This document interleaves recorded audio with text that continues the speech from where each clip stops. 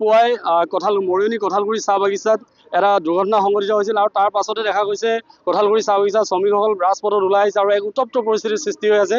ইয়াত প্ৰশাসন নিৰুপায় হৈ ইয়াত ৰৈ থকা পৰিলক্ষিত হৈছে আৰু তাৎপৰ্যপূৰ্ণ কথাটো হ'ল যে এইমাত্ৰ এই ধুদৰালি হয় আচলতে যি নাগালেণ্ডৰ মিনিষ্টাৰ টেনজিন ইমনা আলং তেওঁ এই পথেদি বৰ্তমান আহিছিল আৰু দেখা গৈছে বৰ্তমান তেখেতৰ এই মিনিষ্টাৰৰ বাহনো বৰ্তমান আবদ্ধ হৈ আছে। মোক কেমেৰা পাৰ্চনে সমগ্ৰ দৃশ্য দেখুৱাইছে। এয়া আচলতে নাগালেণ্ডৰ যি মন্ত্ৰী তেখেত ইতিমধ্যে এই পথেদি আহিছে যদিও কিন্তু এই পৰ্যন্তলৈকে তেওঁ যাব পৰা নাই। এয়া তেখেতে গাড়ী ইয়াত আবদ্ধ কৰি ৰখা হৈছে কিন্তু কোনো কাৰণতে আচলতে ইয়াত যিসকল ইয়াত শ্ৰমিক ৰাইজ আছে ইয়াত তেওঁলোকে প্ৰটেষ্ট কৰিছে। আচলতে তেওঁলোকে ওলাই আহিছে, প্ৰতিবাদ সাব্যস্ত কৰিছে কিন্তু কোনো ধৰণৰ তেওঁলোকে ইয়াত প্ৰশাসনে আচলতে জিলা প্ৰশাসনে হওক বা আৰক্ষী প্ৰশাসনে হওক অসমৰ কোনো ধৰণৰ তেওঁলোকক সিদ্ধান্ত দিব পৰা নাই, কোনো সিদ্ধান্তত উপনীত হোৱা নাই। যাৰ পৰিপ্ৰেক্ষিতত দেখা গৈছে বৰ্তমান নাগালেণ্ডৰ মন্ত্ৰীও আচলতে ইয়াত এনেধৰণে আবদ্ধ হ'বলগীয়া হৈছে। এক অসহায় হৈ পৰিছে ইয়াৰ মৰিয়নি যিসকল প্ৰশাসনৰ লোক আছে। আৰু মই পুনৰ কৈছোঁ যে কেইবা ঘণ্টা ধৰি আচলতে আজি পুৱাৰে পৰা এক উত্তপ্ত পৰিস্থিতিৰ সৃষ্টি হৈ আছে মৰিয়নি কঁঠালগুৰি চাহ বাগিচাত। এজন শ্ৰমিকৰ দীপক প্ৰজা নামৰ এজন যি শ্ৰমিক আছিল আচলতে শ্ৰমিকৰ মৃত্যুক লৈ আচলতে ইয়াত এনেধৰণৰ পৰিস্থিতিৰ সৃষ্টি হৈ আছে কিন্তু প্ৰশাসনে কোনো ধৰণৰ ইয়াত সিদ্ধান্তলৈ আহিব পৰা নাই। এই পৰ্যন্ত শ্ৰমিকসকলে যেনেধৰণৰ তেওঁলোকৰ দাবী সেই দাবী আচলতে এই পৰ্যন্তলৈকে তেওঁলোকে কোনো ধৰণৰ মীমাংসাত আহিব পৰা নাই। যাৰ পৰিপ্ৰেক্ষিতত দেখা গৈছে এনেকৈ ঘণ্টা ধৰি ৰাজপথ অৱৰোধ কৰি ৰাখিছে শ্ৰমিকসকল। ইয়াত শতাধিক শ্ৰমিক ওলাই আহিছে বাগিচাৰ পৰা পুৱাৰে পৰা তেওঁলোকক ইয়াতে প্ৰতিবাদ সাব্যস্ত কৰি থকা পৰিলক্ষিত হৈছে। আৰু যাৰ পৰিপ্ৰেক্ষিতত এতিয়া দেখা গৈছে এই পথছোৱাত নাগালেণ্ডৰ যি মন্ত্ৰী আছে তেখেতে এই পথেদি আহিছিল আৰু তেখেতেও বৰ্তমান দেখা গৈছে কেইবা ঘণ্টা ধৰি তেখেতেও আবদ্ধ হৈ আছে। কেমেৰা পাৰ্চনক পুনৰ মই দেখুৱাবলৈ কৈছোঁ তেখেত এইখন ফৰ্চুনাৰ বাহনতে আচলতে তেখেত বহি আছে আৰু তেখেতৰ বাহনখনকো এতিয়া যাব দিয়া নাই। যাৰ পৰিপ্ৰেক্ষিতত তেখেতে এনেকৈ আবদ্ধ হৈ বহি থাকিবলগীয়া হৈছে। মই ইয়াত স্থানীয় যিসকল আচ্ছাৰ বিষয়ববী আছে মই তেওঁলোকৰ পৰা জানিবলৈ চেষ্টা কৰিম। কি ক'ব, ঘণ্টা ধৰি কোনো ধৰণৰ ডিচিশ্যন আহি পোৱা নাই বা ডিচিশ্যনত অহা নাই, এনেধৰণে পথ অৱৰোধ কৰি আছে, উত্তাল পৰিৱেশ সৃষ্টি হৈ আছে, কি ক'ব?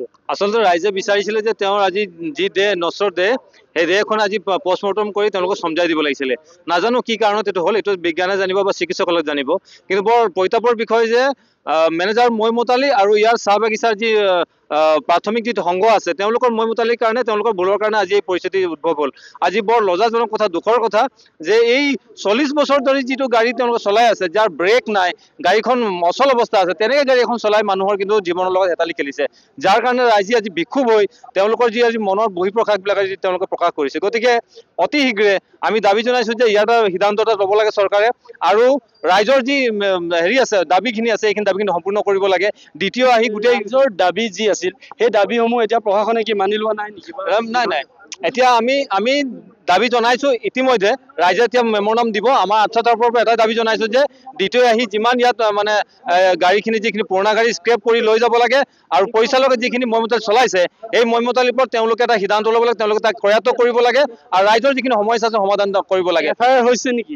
এতিয়ালৈকে FIR হোৱা নাই, এতিয়া মেম'ৰাণ্ডাম দিয়া হৈছে। আমি এতিয়া FIR কৰিবলৈ আমি যাম নিশ্চয়, কাৰণ এতিয়ালৈকে যদি সিদ্ধান্ত তেওঁলোকে নকৰে তেতিয়া FIR দিম। যদি তেওঁলোকে ভাল সিদ্ধান্ত লয় আমাৰ মনপুত হয় তেতিয়াহ'লে আমি FIR নিদিওঁ। নিশ্চয়কৈ এয়া আছিল আচ্ছাৰ নেতা আৰু মই পুনৰ দেখুৱাব গৈছোঁ এয়া তেখেত বহি আছে। তেখেতে আচলতে ইচ্ছা প্ৰকাশ কৰা নাই যে কথা পাতিবলৈ বা মিডিয়াৰ আগত আহিবলৈ তেখেতে ইচ্ছা প্ৰকাশ কৰা নাই বা যি কি নহওক। এয়া দেখা গৈছে নাগালেণ্ডৰ যি মন্ত্ৰী আচলতে বৰ্তমান তেখেতে এই গাড়ীত বহি আছে, তেখেতৰ গাড়ীও আবদ্ধ কৰি ৰখা হৈছে আৰু কোনো ধৰণৰ সিদ্ধান্তত বৰ্তমানলৈকে উপনীত হোৱা নাই। কিন্তু এটা কথা ক'ব লাগিব যে বাগিচা কৰ্তৃপক্ষৰ যি গাফিলতিৰ বাবেই আজি যে এজন শ্ৰমিক আচলতে এনেধৰণে মৃত্যুৰ মুখত পৰিবলগীয়া আছে এয়া নিশ্চিত। যাৰ পৰিপ্ৰেক্ষিতত আজি দেখা গৈছে বাগিচাৰ যিসমূহ ৰাইজ আছে বা যিসমূহ শ্ৰমিক আছে তেওঁলোকে এনেকৈ ওলাই আহিছে ৰাজপথত আহি তেওঁলোকে এনেধৰণৰ অৱৰোধ কৰা পৰিলক্ষিত হৈছে। হয়।